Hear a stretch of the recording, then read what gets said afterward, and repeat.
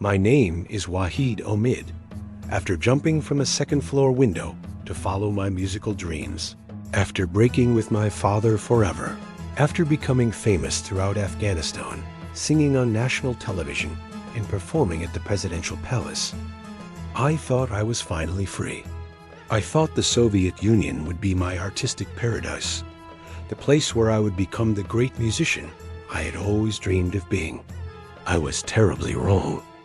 This is the story of how I was betrayed by the very government that promised to transform me into a great artist. This is the story of how I discovered that we cannot always trust the promises of those who hold power over our lives. Before we continue, please like and follow the channel for more incredible stories of strength and overcoming. Then leave a comment about what you thought of the story. After 1 year of the Communist Revolution in Afghanistan, there were many impressive advances in the country's educational system. Particularly at my wonderful school, Lycée Ghazi, there were many positive and progressive changes happening every day, with a speed that left us enthusiastic and full of hope for the future. Our musical band was doing absolutely incredible work among young Afghans throughout the capital and surrounding provinces. We played at secondary schools, at the city's historic theaters, on prestigious national television, on radio that reached the entire country. We were true rising stars with meteoric ascent, living symbols of a new generation that embraced both millennial tradition and Western modernity.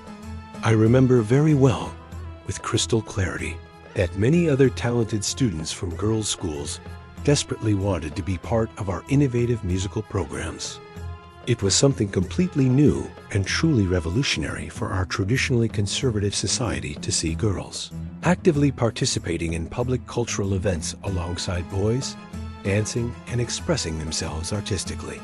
Particularly, there was a special group of young, beautiful and extremely talented Afghan girls who wanted to dance with our modern music band during our live performances.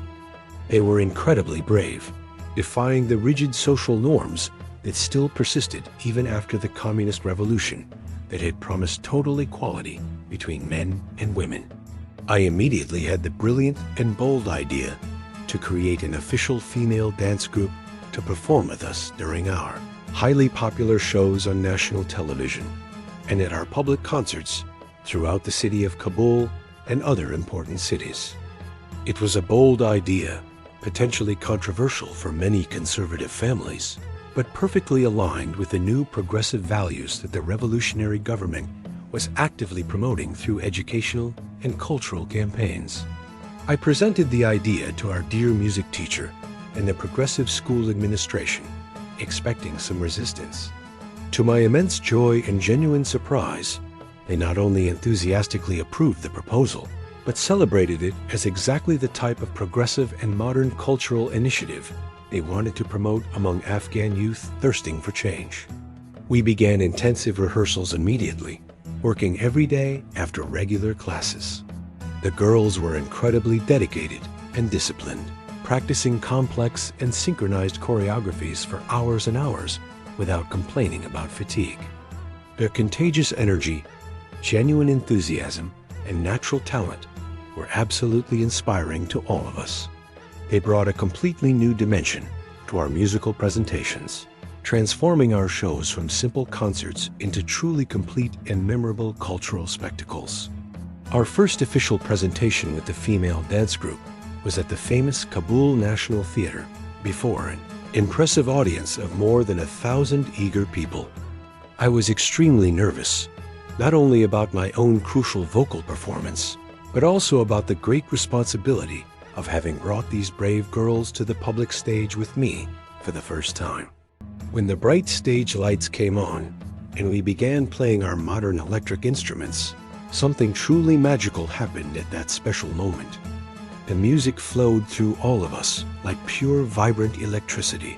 The dancers moved with natural grace and absolutely perfect synchronization. And the audience was completely mesmerized, in reverent silence during the songs and exploding into applause between them. Thunderous and prolonged applause erupted when we finished our first emotional song. People enthusiastically rose from their comfortable seats, shouting our names, whistling loudly, clapping rhythmically, and asking for more and more songs. It was a moment of pure artistic glory, of absolute and unequivocal validation of everything we had worked so hard for during months of intense preparation. And it was tremendously successful, beyond our most optimistic expectations. After that absolutely memorable first presentation, we were invited to perform at practically all the important schools in Kabul, at official government events of great prestige, and even at special celebrations at the majestic presidential palace itself before the highest authorities in the country. After all the great and growing success of our band and our innovative cultural presentations that were genuinely changing the artistic landscape of Afghanistan, I felt completely invincible and on top of the world. I felt deeply that I had finally found my true place in the world, my greater purpose in life, my authentic and undeniable vocation. But cruel fate, as always happens in real-life stories, had other terrible plans for me. While our band climbed higher and higher on the golden waves of national cultural success, something extremely sinister and threatening was happening silently in the secret corridors of political power in Kabul. There was a heavy, suffocating, and growing tension in our government that any minimally attentive and informed person could clearly feel in the dense air, like a devastating storm forming threateningly on the distant horizon. Unfortunately, tragically, the Afghan Communist Party was deeply plunged into brutal, bloody, and self-destructive internal chaos. Different rival factions within the same party fought fiercely for absolute political power, using increasingly violent, inhuman, and terrifying methods to ruthlessly eliminate their internal political rivals. Absolutely terrible rumors began circulating throughout the entire city, nervously whispered in private conversations. Respected people mysteriously disappeared during the dark night, brutally torn from their own homes by sinister secret government agents.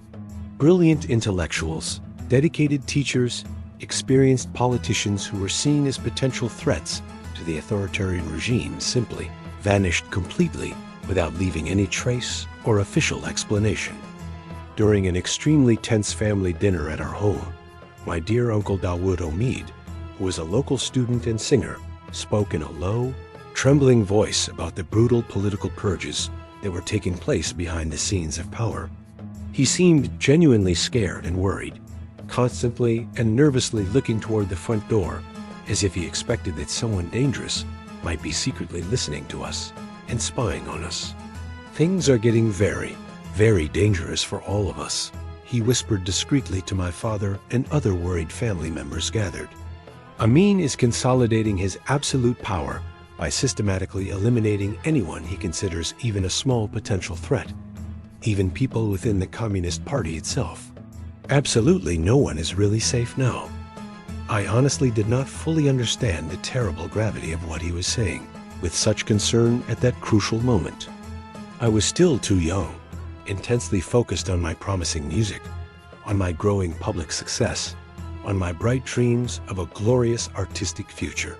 Dirty politics seemed like something distant and abstract, something that certainly would not directly affect me personally. How terribly, tragically wrong I was about that. In the dark September of 1979, the absolutely unthinkable and shocking happened. President Nur Mohammad Taraki, a charismatic revolutionary leader who had courageously led the initial communist revolution so hopefully, was brutally assassinated by his own ambitious vice president, Hafizullah Amin, in a bloody and violent coup d'etat inside the historic presidential palace itself. Hafizullah Amin became the new and feared president of Afghanistan, and with his sinister ascension to supreme and absolute power, the country plunged vertiginously into a prolonged period of pure and unimaginable terror that would be sadly remembered as one of the darkest and bloodiest periods of our long and suffering millennial national history. Amin was much more than just a common and authoritarian dictator. He was deeply paranoid, brutal without limits, absolutely merciless and cruel with anyone he even minimally suspected of disloyalty to his tyrannical regime. He was literally the worst president in the entire history of our country. A man who governed exclusively through pure fear, psychological terror, and unbridled physical violence against his own people. He killed thousands and thousands of completely innocent people simply for peacefully rising up against him, for questioning his radical policies, or even for being vaguely associated with Taraki's previous regime. The dark prisons of Kabul became absolutely packed with tortured political prisoners. Summary executions became horrible and normalized daily occurrences. And then, on a cold and dark night that I will never forget as long as I live and breathe the political terror that had been threateningly lurking around Kabul, finally violently knocked on the door of my own innocent family. It was a freezing October night. I was at home carefully practicing a new complex song in my room when I heard violent, insistent, and terrifying knocking on the heavy door of my Uncle Dawood's house, who lived just 2 streets away from our family home. These were not normal visiting knocks. They were heavy, authoritarian, threatening, and absolutely frightening blows. The kind of knocking that instantly freezes the blood in your veins and makes your heart stop beating for an anguished moment. I desperately ran to the window and saw, horrified, large military trucks parked threateningly on the dark street, with armed soldiers quickly descending and completely surrounding my uncle's house from all sides. Men in gray military uniforms, with automatic rifles in their hands and hard, cold expressions on their emotionless faces.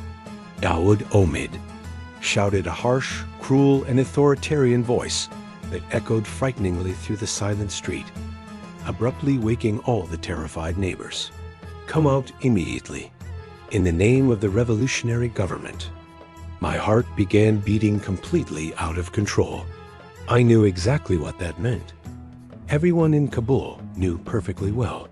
When the sinister military trucks came to get someone during the dark night, that person rarely, very rarely returned home alive. My aunt began screaming desperately and crying inconsolably, pleading with the insensitive soldiers. "Please don't take him. He's done absolutely nothing wrong. He's just a dedicated artist. Please have mercy." But the soldiers showed no basic human mercy, no compassion. They took my Uncle Dawood from his own home, with his hands tied behind his back, and marched him towards the military truck as if he were a common criminal instead of a respected educator. My uncle looked back one last time before being thrown into the dark back of the truck.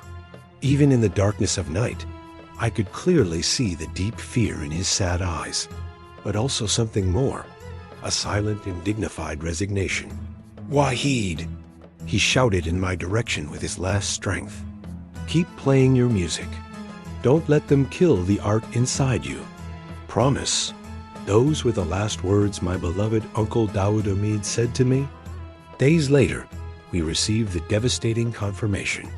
My uncle had been summarily executed without fair trial, without defense, without a chance to prove innocence. But it wasn't just him. They also executed my other aunt's husband, the great Afghan politician and internationally respected doctor, Dr. Zargun. Afghanistan was bleeding abundantly. December 1979 brought even more dramatic changes. On the night of December 24th, I woke up to the roar of military tanks. The Soviet Union Army had occupied Afghanistan, sending tens of thousands of soldiers. And the first thing they did was kill Hafizullah Amin. The dictator was eliminated by the Soviets themselves. A new president was chosen, Babrak Karmal.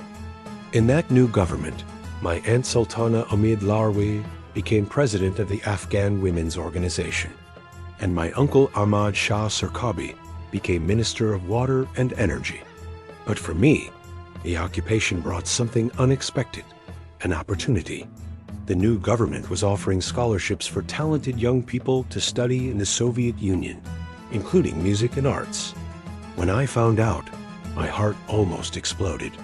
The Soviet Union, the country of Tchaikovsky, Rachmaninoff, Shostakovich.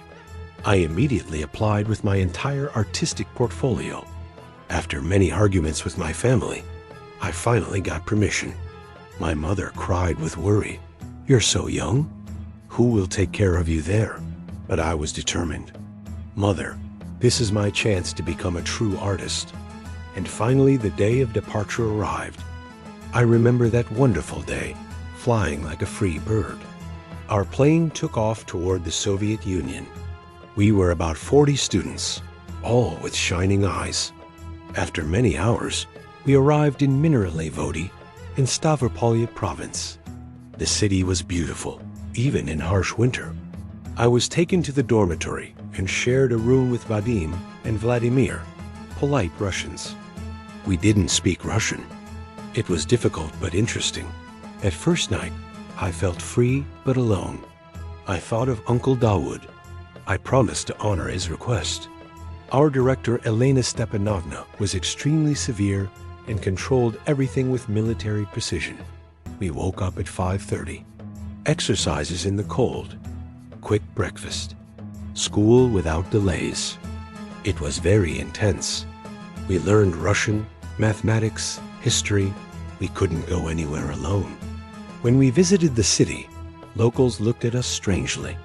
We were different, darker skin, black hair. It seemed they had never seen people like us. Months passed. We learned Russian well. Finally, the preparatory program ended. It was time to choose our professions. I was scheduled to study music and arts. I would finally realize my dream. But then I received the devastating news. The Afghan government decided to send ALL students to agriculture. I was shocked, betrayed, furious. "There's a mistake," I shouted at Elena Stepanovna. "I came to study music." "Why agriculture? Orders from Kabul," she said coldly. "No exceptions. But I'm a musician. I have talent." No one listened. I was forced to go to agricultural school. That night, lying in the dark, I felt anger like never before. Vadim asked what happened. When I explained, he said bitterly, "Welcome to Soviet reality.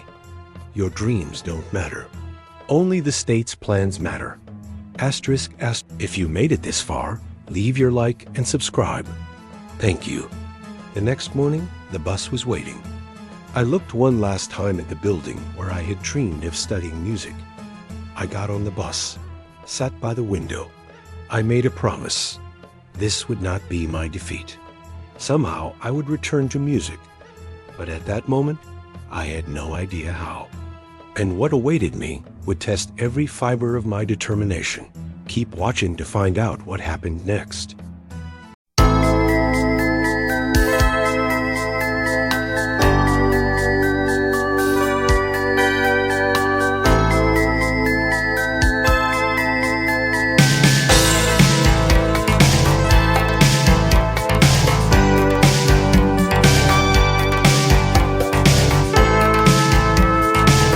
زینت فضای دل تنگ من، نامی تو عشق تو آهنگ من. زینت فضای دل تنگ من، نامی تو عشق